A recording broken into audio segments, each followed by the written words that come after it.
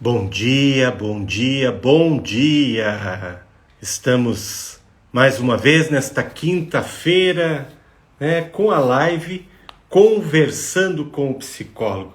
Dar bom dia também, a quem já entrou primeiro, a Nina, o Bueira, o Salvador, Sejam bem-vindos a este nosso encontro semanal, toda quinta-feira, às 8h02 da manhã, Nós estamos aqui para sempre discutir um tema que seja relevante à saúde mental. Bom dia, Catedral de São Pedro também. Então, essa é a nossa proposta, Toda quinta-feira estarmos aqui para conversarmos, Em algumas quintas-feiras nós vamos ter uma participação ao vivo, em outras talvez não, Hoje, por exemplo, o amigo que nos sugeriu o tema pediu que não participasse, mas a gente, em respeito, à sua sugestão, a gente está aqui para compartilhar do tema. E está aberto também, conforme a gente for discorrendo sobre o nosso tema no dia de hoje, você que se sentir impulsionado a participar, coloque nos comentários, peça para entrar ao vivo, Só cuide para não pedir por acaso, Em outros momentos houve alguns equívocos, mas faz parte do processo, Esse é um mundo novo tecnológico onde a gente tem que adentrar. E que bom também que existe algumas regras, mas também existe estas contra-regras. Então, sejam todos bem-vindos, vocês que já estão conosco. Esta é a nossa 8ª live Conversando com o Psicólogo. O tema que nós vamos conversar nesta manhã é fúria e irritabilidade. Vejam bem, fúria e irritabilidade, Então, é um tema que diz respeito ao comportamento humano, que é notado muitas vezes em muitas pessoas e também muitas vezes em nós mesmos, Então, diz respeito à forma como nós nos relacionamos. Ele tem uma ligação também com um tema que já tratamos outrora, que era o descontrole emocional, mas hoje a gente vai falar um pouquinho, vamos começar pela fúria, falando um pouquinho como um transtorno, e como identificar quais são os sintomas, possíveis causas,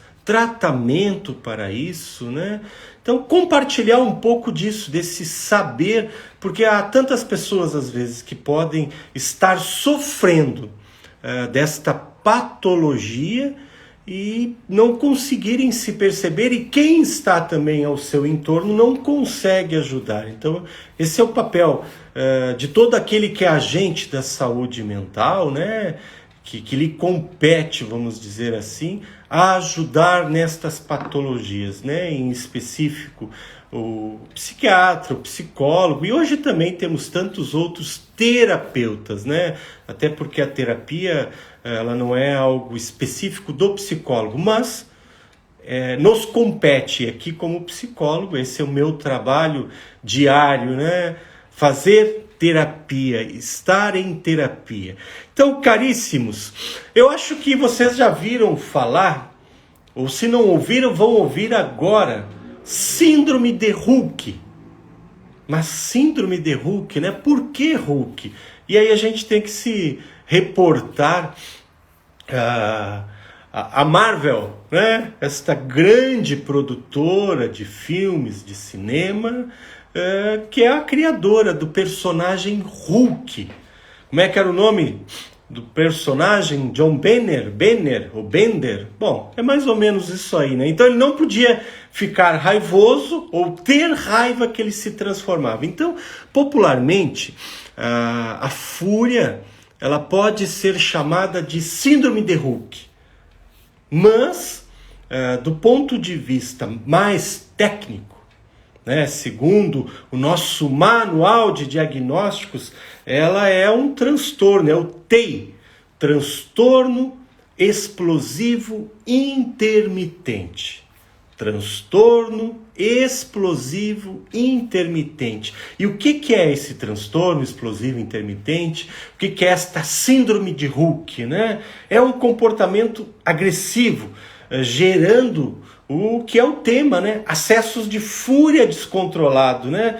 Geralmente assim, sem muitos motivos aparentes, coisas simples, desproporcionais. Isso a gente tem percebido muito no nosso trânsito, onde as pessoas, por situações banais, corriqueiras, né, do cotidiano, principalmente em cidades onde o trânsito é mais caótico, que também não é tanto o caso de Rio Grande, a não ser nos horários de pique, né, ou de pico. Então, são essas situações onde que de forma desproporcional as pessoas têm um ataque de fúria, gerando palavrões e também agressões, né? Agressões físicas, agressões em termos de depredação de bem privado do outro. Então, é um descontrole que muitas vezes também, né, pode ser descarregado em animais e em objetos. Então, aquelas pessoas que quebram as coisas dentro de casa, não conseguem ter este manejo da sua emoção, e aí acontece uma situação adversa, porque qual dia que não acontece uma situação adversa na nossa vida, não é verdade? Acho que isso a gente tem que ter essa clareza, né? As adversidades, elas fazem parte da nossa vida. Uma coisa eu aprendi na clínica, nestes 8 anos aí, mesmo sendo a clínica individual, mais de 500 pacientes já passaram, e para um consultório individual que não é um consultório público, né, é vamos dizer assim, um número bem considerável pelo tempo.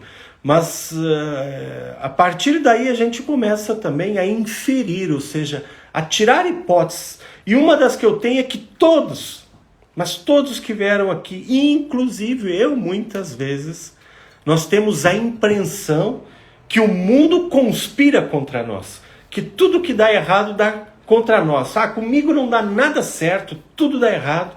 Gente, deixa eu dar má notícia para vocês, viu?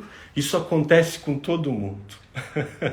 Ou em proporções diferentes, ou em momentos diferentes, mas as coisas darem errado acontece com todo mundo. Então vamos tirar, né, essa personificação da catástrofe em cima da nossa vida. Senão a gente só enxerga, né? Quando eu era criança tinha um personagem, deixa eu ver se eu lembro, já faz algum tempo que eu era criança, né? Me desculpe. Então, aos 50 para cima a gente começa a memória a ter um certo declínio natural, eu espero. E era uma hiena, se eu não me engano. E essa hiena vivia reclamando em cima dela uma nuvenzinha escura e chovendo sempre. E ela, ó vida, ó céus. Então, aqueles que têm, junto comigo, uma juventude acumulada maior vão lembrar deste personagem, né? Então, vejam bem, vamos desmistificar isso. As coisas dão errada para todo mundo, em momentos distintos, em situações diversas da vida, né? Isso é uma realidade da vida e que exige de nós este manejo. Nesses casos, às vezes as pessoas têm estes ataques de fúria, né? Acabam saindo, se descontrolando, né? Há um excesso. Não é algo, vamos dizer assim, aceitável naturalmente, às vezes nem moralmente, né? Agora, existe outro dado assim interessante, né? Que a prevalência desta doença, ela é nos homens.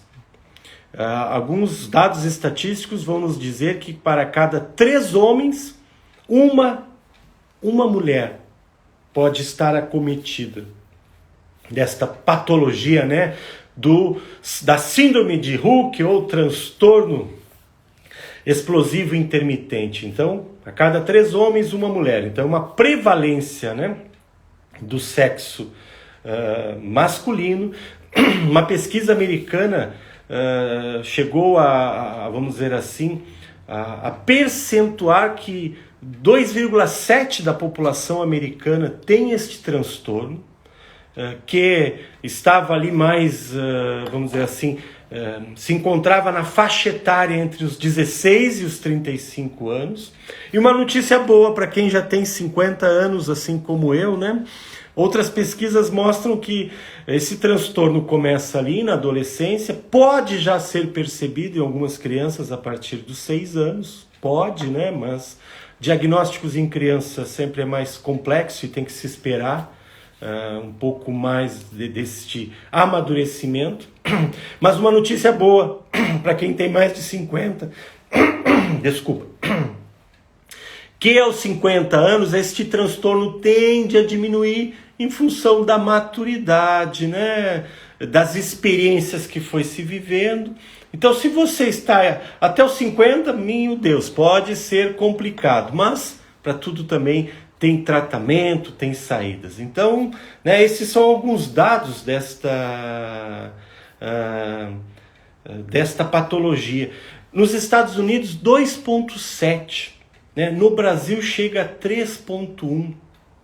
E um dos dados que se identificou nesta pesquisa americana é que também entre este grupo de pessoas que estavam, né, com este transtorno, a grande maioria tinha uma baixa escolaridade. Então vejam, né, e o Brasil tem um índice maior do transtorno. Então vejam como a educação é importante, é necessária, o aprendizado, o conhecer.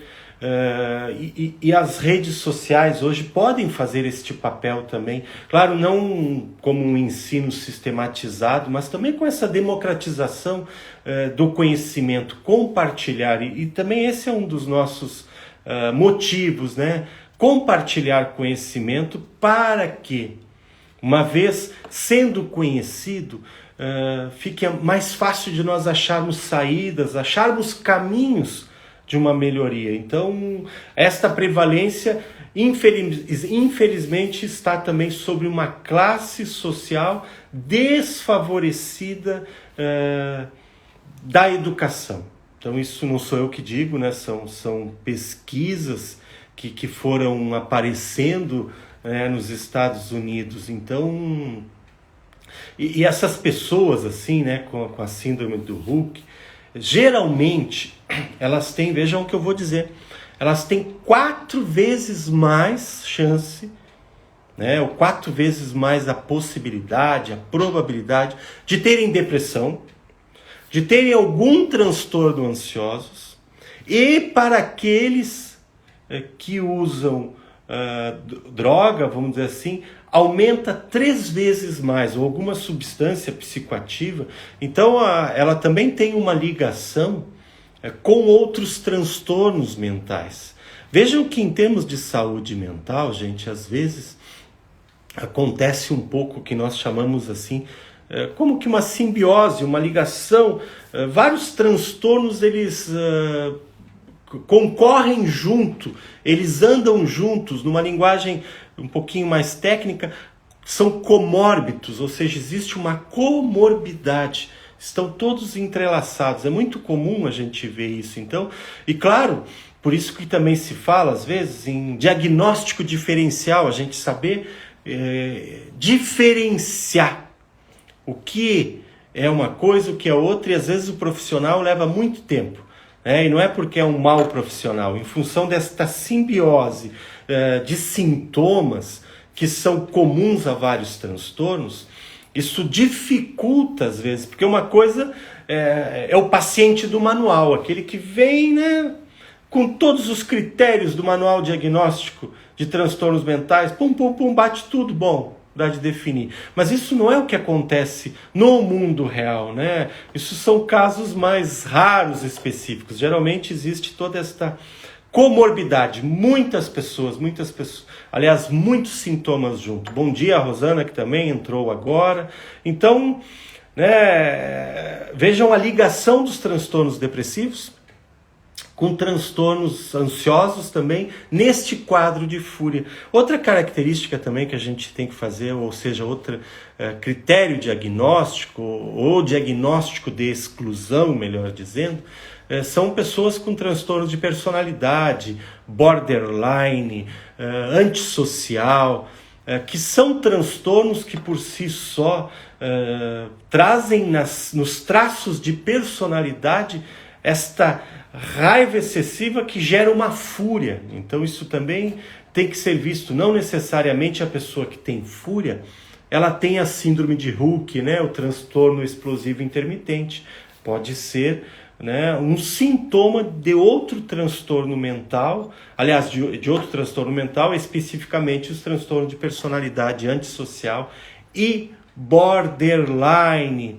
Gente, aqui existe assim algumas prováveis causas, né, desta fúria, desta síndrome de Hulk, né? E quais são assim essas possíveis causas, né?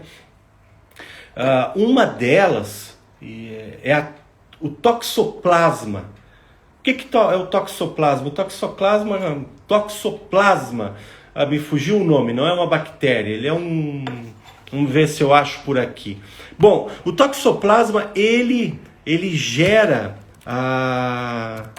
o que nós chamamos a toxoplasmose, que como é que nós chamamos? Ele é um protozoário, né?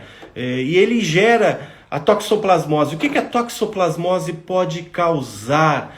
Infecções em vários órgãos. Nas gestantes, pode afetar o feto. Isto nós temos uma experiência não legal na minha família nesse sentido, né?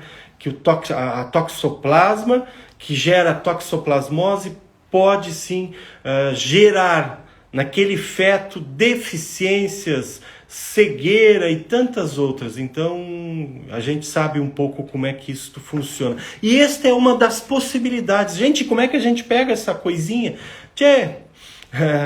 Nós, lá em casa, por acaso, pegamos a carne de porco. Então temos que ter cuidado, ferver bastante, cozinhar bastante, fritar bastante, principalmente.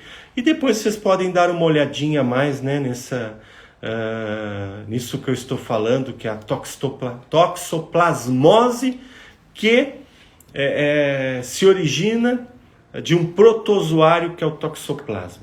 Bom, então vamos adelante um pouquinho, né? Então uma das causas, porque foi encontrado em algumas pessoas com este transtorno, foi encontrado o toxoplasma no cérebro. Então, vejam como a gente tem que ter cuidado com a nossa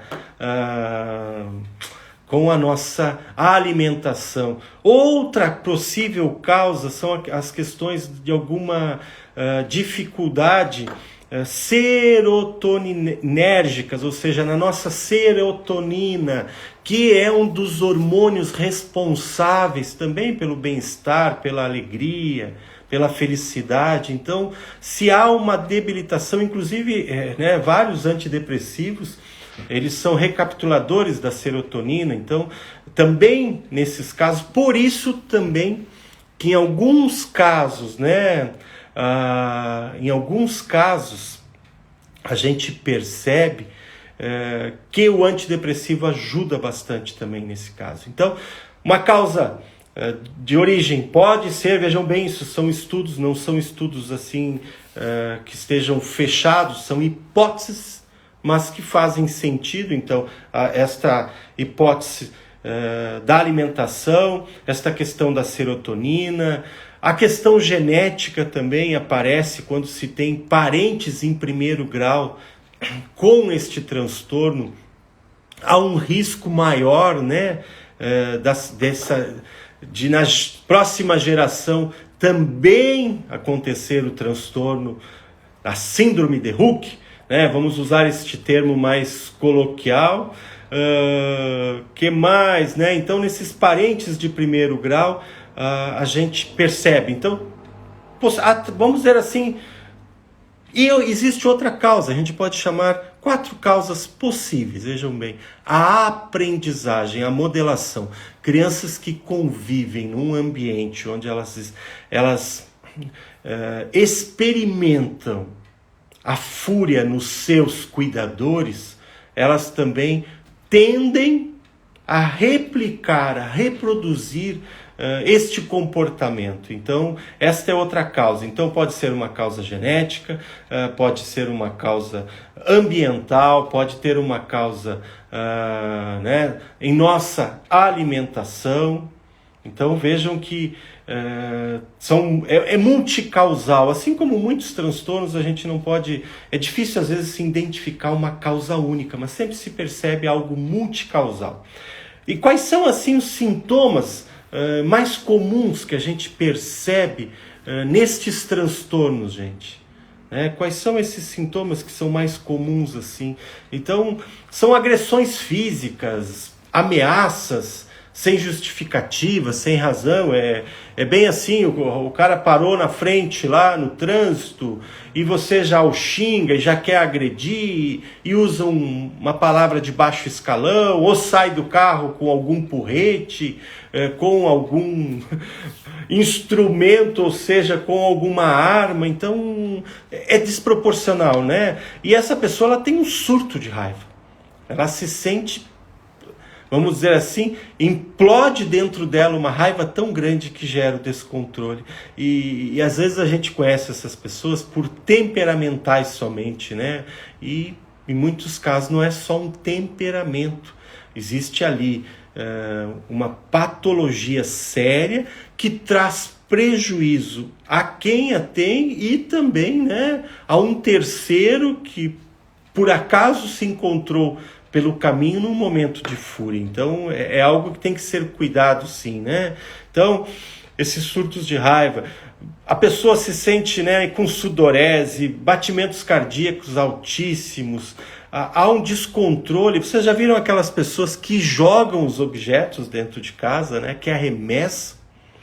Então, ou jogam contra o outro, ou jogam na parede, né? Realmente só não aguenta, ela tem que descarregar aquela raiva incontrolável, ela descarrega num objeto. Então isso é uma dos sintomas. A falta de paciência, a irritabilidade. A gente vai falar um pouquinho da irritabilidade, mas vejam que são dimensões, ou podemos dizer, não é dimensão, são proporções, são intensidades bem diferentes. Mas esta irritabilidade em quem tem a síndrome de Hooke, ela é algo mais que permanente também, né? Ela lhe acompanha.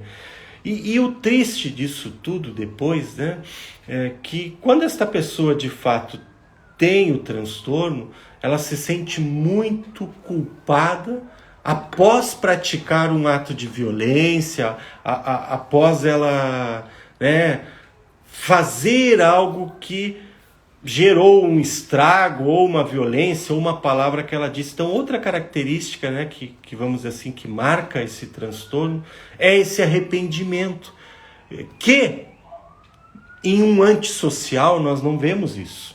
A pessoa que tem um transtorno antissocial, ela não tem um arrependimento, até porque, assim, vocês vão entender agora que o nível mais grave, podemos chamar, do transtorno de personalidade antissocial é o psicopata. E o psicopata não tem o remorso, ele tem uma ausência, ou seja, ele não se sente culpado, ele é indiferente àquilo que ele fez. Mas quem tem a síndrome de Hooke, né, ou tecnicamente o transtorno explosivo intermitente, ele se sente muito culpado depois que ele realiza esses atos, né, agressivos de destruição e de violência. Então, a culpa marca essa pessoa. E não é fácil, porque quando a pessoa tem a capacidade de se dar conta, ou seja, de ter uma clareza do ato que executou, isso não é algo simples, né? Isso choca a pessoa porque ela se sente também, vamos dizer assim, deslocada, ela se percebe sem controle. Então, esse é um sintoma também de quem tem essa, né, este traço patológico. Então, e gera muito prejuízo, né, porque uma pessoa que tem essa condição, ela é considerada muitas vezes, né, no popular, uma pessoa louca. Né?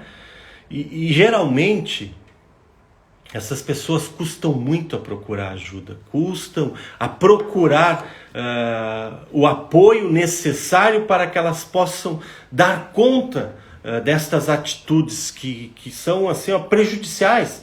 Muitas dessas pessoas acabam sendo processadas, até mesmo presas em alguns casos, né, em função da reincidência destes ataques de fúria, em termos de violência, de integridade física de outra pessoa, de infligir isso é passível sim de ser penalizado. Então o prejuízo ele é impressionante para muitos.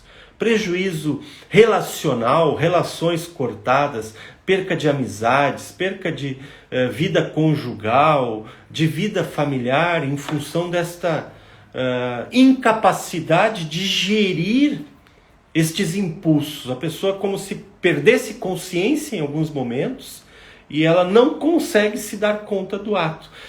Só após cometer o ato. Então, e aí sim, aí a coisa é bem, vamos dizer assim, pesada, porque depois, quando percebe o que fez, isso não é fácil, né? Então, e isso acontece, a gente vê com muitas pessoas que usam, vamos dizer assim, né, não só as drogas ilícitas, mas as lícitas também, elas acabam fazendo algumas coisas em função disso. Existe uma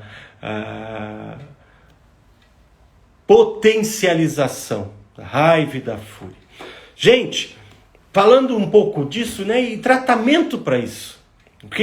Como é que a gente trata, como é que a gente faz? Madalene, só está falando de fúria. Talvez nenhum de vocês aí tenha uma experiência dessa, ou pode conviver com alguém desse tipo, ou conhece alguém desse tipo, mas assim, quais os tratamentos que existem, né? Então, a via, vamos dizer assim, é a psicofarmacologia, ou seja, com a psiquiatria, em termos de usar medicamentos, né, na maior parte, às vezes, o que nós chamamos de moderadores de humores, antipsicóticos, né? Então, são mais ou menos, claro que isso é um critério do médico, e não é, eu estou dando em linhas gerais, né? E terapia, no sentido de que a terapia ajudar esta pessoa a se conhecer. Por quê? Para, em muitos casos, talvez, ela também conseguir trabalhar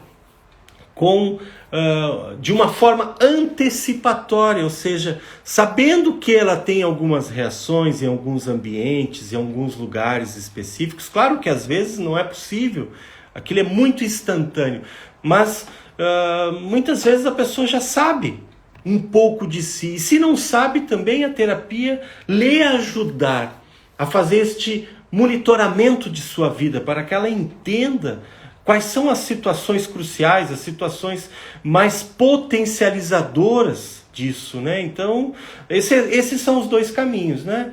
A farmacologia no sentido de diminuir a raiva, o medicamento diminuir a raiva, a terapia no sentido de ajudar a pessoa a se conhecer melhor, né? A entender um pouco mais das suas emoções, para que aprenda a gerenciar as emoções. Porque, gente, assim, eu costumo dizer sempre a todos aqueles que eu encontro, e digo a mim mesmo, nós não temos culpa do que sentimos.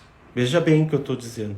Mas somos responsáveis por aquilo que vamos fazer. Então, não temos culpa, porque muitas vezes nós sentimos raiva, sentimos irritação, sentimos tantas coisas, mas nós não temos, vamos dizer assim, o controle. Nós não temos uma chave interna que liga e desliga. Nós aprendemos a manejar tudo isso. Isso é possível. Com exercício, com muita luta contra nós mesmos, sim. Não existe fórmula mágica, não existe esta magia, né? A balinha que resolve tudo, não. Mas é possível. Então, nós tratamos, né, o transtorno explosivo intermitente, a síndrome de Hulk, com medicamentos, sim, e com terapia, né? A busca do autoconhecimento, a busca dos gatilhos disparadores disso tudo, né? Para que a gente possa ter uma melhor qualidade de vida. Em alguns casos, talvez só a terapia vai ajudar, mas se já se tem um diagnóstico, aí como se faz esse diagnóstico? O manual ele prescreve, né, no mínimo 2 vezes na semana uma crise de fúria, por no mínimo 3 meses. Isso é para o transtorno mais leve. Para o grave é 3 vezes no ano que houve assim, lesão, houve destruição de patrimônio. Então ele tem o leve e o grave. E vejam que o leve já traz muito prejuízo. Então o grave nem se fala. Então quem tem, ou você sabe que alguém tenha este transtorno de fúria, não é para você fazer diagnóstico não, viu? Como eu disse no início, o diagnóstico da saúde mental não é algo simples, não é algo fácil de se fazer. Mas poder sinalizar, poder, vamos dizer assim, conversar com a pessoa nesse sentido, né? E como a gente lida com uma pessoa dessa? Como? Se você tem alguém do seu lado em casa que é explosivo, né, que é uma pessoa temperamental aos extremos, como é que a gente lida, gente? No momento da explosão, não bata de frente. Não bata de frente, né? Por quê? Lembram que eu falava há pouco que uma das características do transtorno explosivo intermitente é depois essa capacidade também de ver que fez uma M e se sente culpado? Então, nesse momento que você vê que a pessoa perde o controle, né, seja, vamos dizer assim, aquele que acolhe somente. Claro, passando aquele momento, daquela emoção quente, a gente não pode se omitir, a gente tem que conversar, mas não no sentido de culpabilizar mais, porque ela já se sente culpada, mas nesse sentido mesmo de procurarmos ajuda, de vermos recursos, até mesmo em casa, quando a pessoa se sentir que está explodindo, dizer, olha, não estou bem, me deixa um pouquinho, criar estratégias, porque como eu disse, as pessoas e nós não temos culpa do que nós sentimos, mas existe uma responsabilidade naquilo que nós vamos fazer. Isso sim, isso a gente não pode se eximir e não pode eximir os demais, né? Existe uma responsabilidade, então não culpa. Então, quando você está convivendo com alguém desse tipo, né, nesse momento, lhe ajude a uma regulação emocional, né? Seja alguém que não jogue gasolina na fogueira, porque se você enfrentar uma pessoa com este transtorno, no momento que ela está tendo um episódio, você está jogando gasolina na fogueira. Então, não vai ter... Aí, de fato, vai ter um agravante maior. Eu sei que não é fácil, eu sei, porque todos nós também temos limiares, temos limites, todos nós nos irritamos, né? Mas também é um exercício do afeto, do amor, é um exercício do querer o melhor para o outro. E também reconhecer que o outro, naqueles momentos, ele infelizmente, por N situações prováveis que a gente já falou, perde o seu ponto de equilíbrio, perde, né, esse cerne que lhe dá uma certa estabilidade. Então, quem convive com estas pessoas, gente, paciência! Muita paciência, né? Não bata de frente, não brigue, não discuta, não. Deixe, porque tudo que sobe desce, então esses momentos de fúria, eles não são permanentes. Claro que a gente entende o quanto isso traz dor, traz sofrimento, traz incômodo, não tenho dúvida disso, né? A gente não está aqui dizendo que é uma coisa fácil, não. A gente está sinalizando possíveis, prováveis caminhos que podem vir a amenizar, mas às vezes a gente sabe que na vida real, no mundo real, a coisa é um pouco diferente, né? Mas a gente tem que, vamos dizer assim, apostar em novas formas, né? Eu costumo dizer sempre, não só eu, já o Einstein já dizia isso, né? Se usarmos sempre a mesma forma, usarmos sempre os mesmos valores, a gente vai chegar sempre ao mesmo resultado. Então, se aquilo na nossa vida está tendo sempre o mesmo resultado, mude a forma, a fórmula, mude algum valor nesta fórmula, entende? Não persista, porque se você persistir, vai chegar sempre na mesma resposta. Então, acho que esse é um caminho sempre que a gente tem de persistir. Às vezes na vida, passa sim pela tentativa e erro. Às vezes a gente tem que tentar muitas vezes para acertar, né?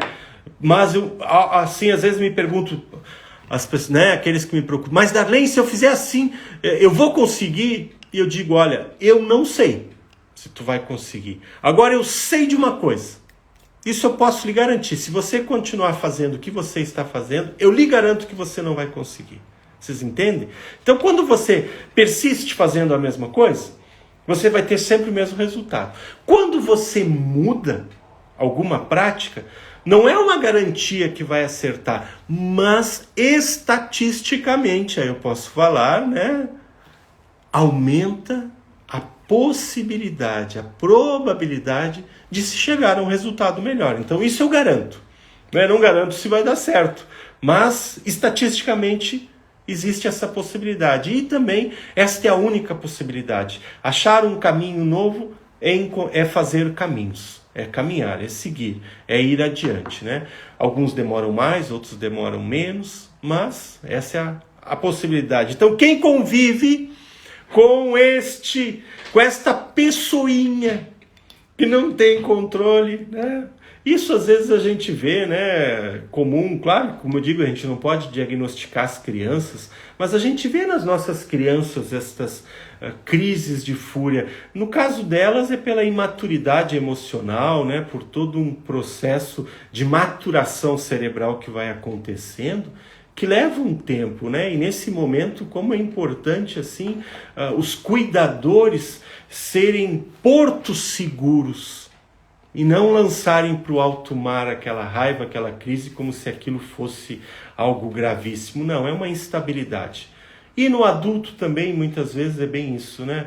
É aquela criança que aprendeu de forma equivocada e não amadureceu. Então, se você convive com alguém assim, paciência. Gente, já são 8h40. Vou falar um pouquinho sobre irritabilidade. Olha só, ninguém comentou nada hoje, hein? Por quê?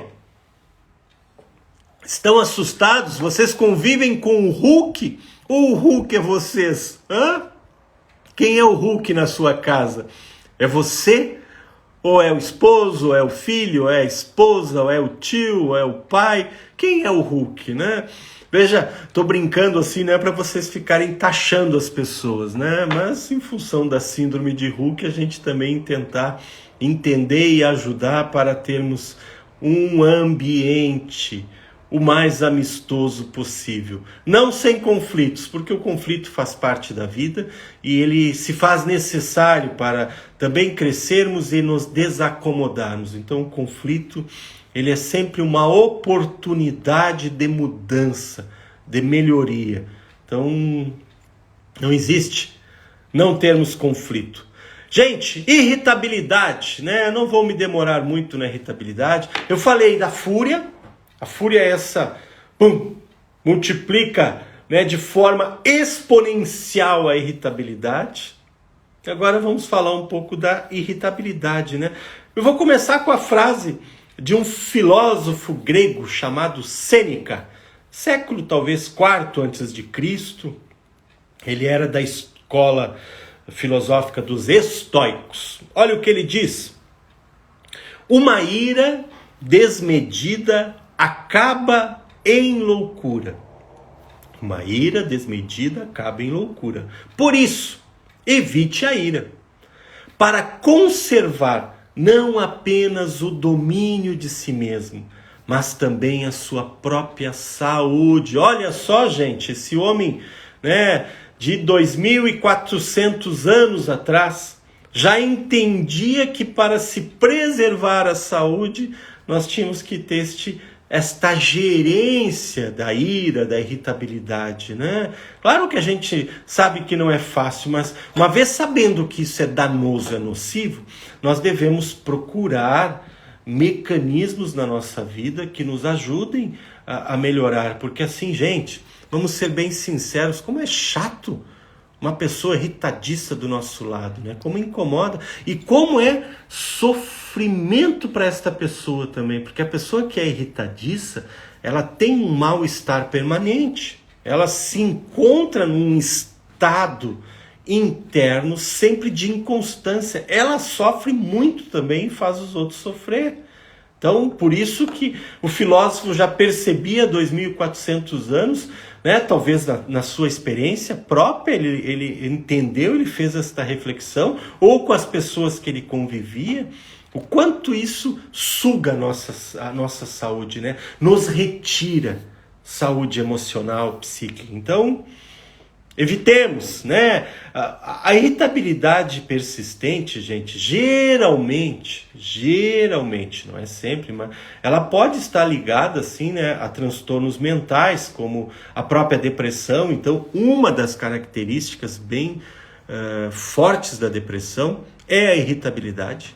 Né? Não é só a apatia, a tristeza. Tem pessoas que até nem têm aquela tristeza, tem muita irritação e muita raiva. Então isso também pode ser um sintoma, né, de depressão. Sintoma de ansiedade. A ansiedade também gera irritação, porque você está inquieto, você não consegue centrar o momento presente. É uma preocupação sempre futura, e esta preocupação altera seu estado de humor e você está sempre irritado. Então pode ter uma depressão por trás da irritação, pode ter um transtorno de ansiedade, pode ter um transtorno bipolar, né? Que, vamos dizer assim, o bipolar ele vai de um lado ao outro, ele vai da depressão à euforia ou mania.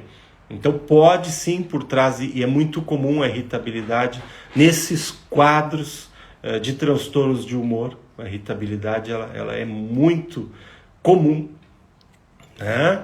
Então pode ser bipolar, pessoas que têm déficit de atenção, crianças, adultos, muitos adultos, gente. A irritabilidade no déficit de atenção e na hiperatividade também é um sintoma assim, muito persistente, contínuo e observável. Por quê?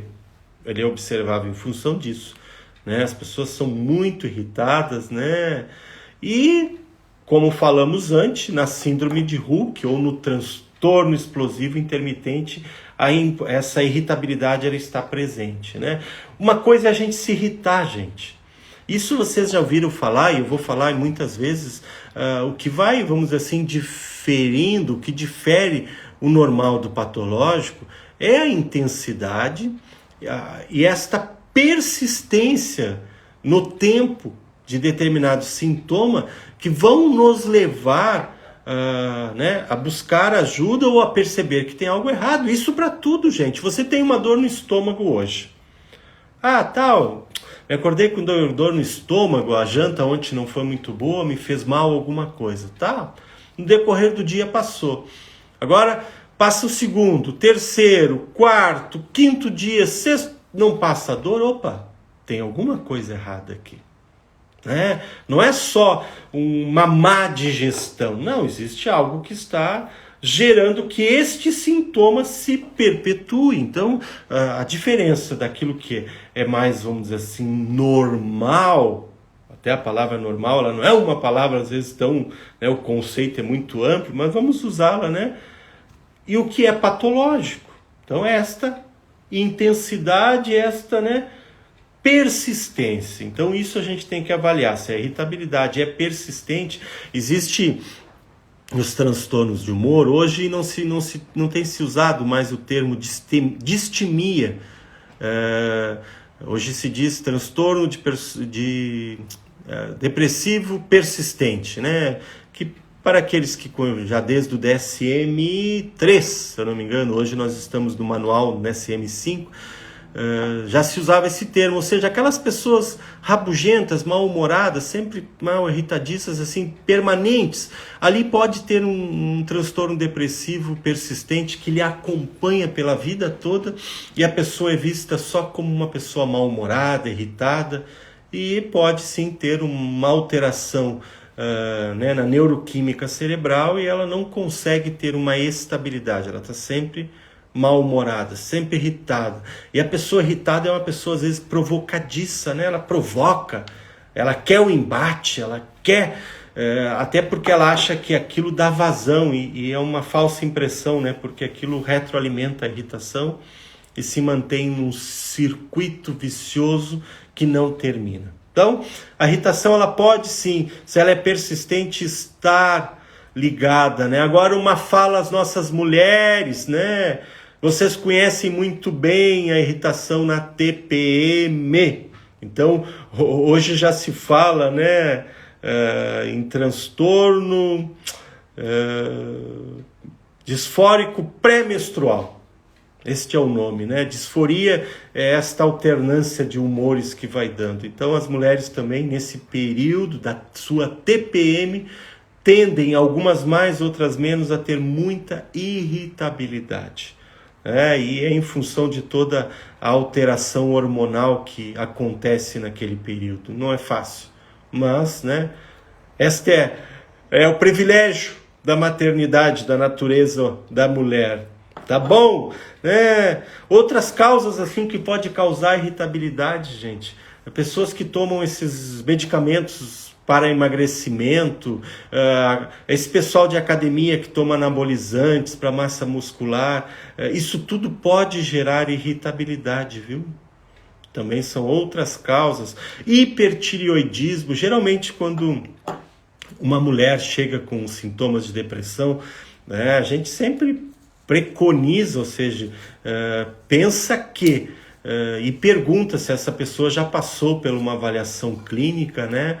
Especialmente uma avaliação deste órgão que é a tireoide, que regula vários hormônios e em muitos quadros existe o que nós chamamos de uma pseudodepressão, uma falsa depressão, onde as mulheres trazem uma sintomatologia, se entra com medicamento antidepressivo, se entra com a terapia e não se tem resultados esperados, porque não caracteriza ali uma doença mental, mas uma doença da base biológica, do mau funcionamento de uma glândula tão importante. E aí existe a irritabilidade. Gente, já são 8h50, hoje ninguém quis falar nada aqui, ou o tema foi muito chato, ou o tema foi muito pesado, ou ficaram assustados de olharem no espelho e encontrarem o Hulk. Já pensou? Se a gente se olha no espelho assim e vê que em nós existe o Hulk, que coisa, né? Para aqueles que estão desde o início vão saber o que é o Hulk, né? Essa síndrome de Hulk. Então, espero que vocês não vejam, né? E se ver o Hulk, vamos tentar melhorar esta fisionomia, né? Tentar cuidar mais de nós para que a gente possa não se prejudicar tanto e não prejudicar aqueles que convivem com a gente.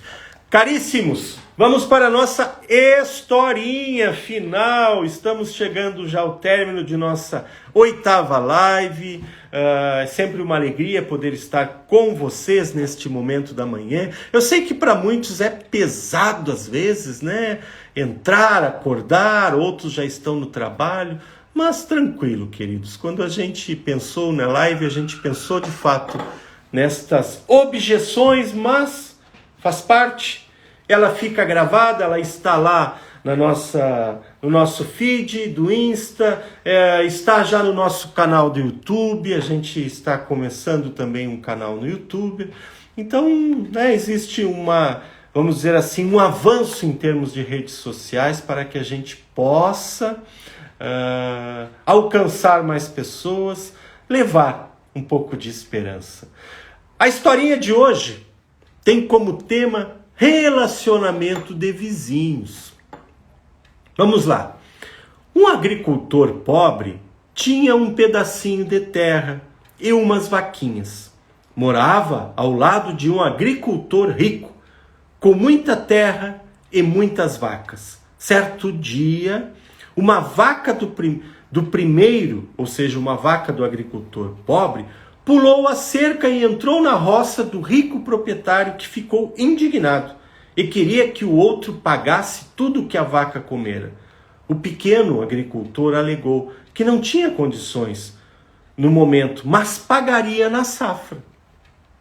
No domingo, enquanto este agricultor pobre saiu, o ricaço resolveu presenteá-lo. Ao chegar em casa, admirado com tal gesto, o humilde agricultor abriu a caixa. Surpresa! Encontrou estrume de vaca. O cheiro era desagradável e repugnante. Esse fato não poderia ficar assim.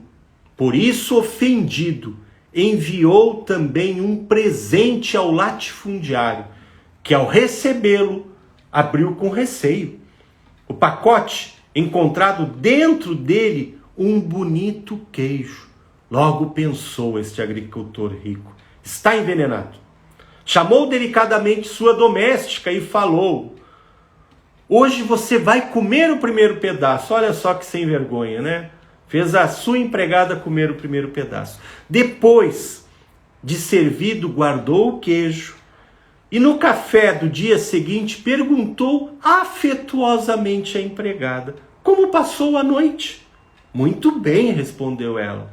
O homem rico começou a comer o queijo, que era saboroso. Quando o cortou ao meio, encontrou um pedaço de papel, embrulhado num plástico. Logo pensou: aqui está a maldade. Abriu e deparou-se com uma frase que dizia o seguinte: cada um dá o que tem. Veja que mensagem, né? Cada um dá o que tem. Então que a gente possa encontrar o melhor de nós para dar o melhor de nós aos outros. Este pobre fazendeiro não se deixou levar pela raiva de ter recebido, né, uma caixa de bosta de vaca, mas deu daquele que ele tinha de melhor, daquilo que ele fazia melhor, que era o seu queijo. Então que a gente possa, né, no decorrer desta semana, refletir sobre isso. Se nós estamos sendo impulsionados pela irritação, tentar buscar neste caos, muitas vezes, aquilo que é o melhor em cada um de nós. Gente, muito obrigado por aqueles que estão conosco, que estiveram conosco. Continuamos. Prossigamos a nossa caminhada, né? Desejo a vocês um ótimo final de semana. Até quinta-feira que vem. Peço assim, sugiram os temas, né? Entrem na minha timeline, escrevam no meu privado, participem. Eu não quero só aqui falar sozinho, eu quero compartilhar, eu quero conversar com vocês. Mas, né, não vamos deixar de fazer. Tá bom, então? Então, muito boa semana a todos vocês. Estamos nos despedindo agora. Mas, quinta-feira que vem estaremos novamente juntos com a live Conversando com o Psicólogo. Até mais!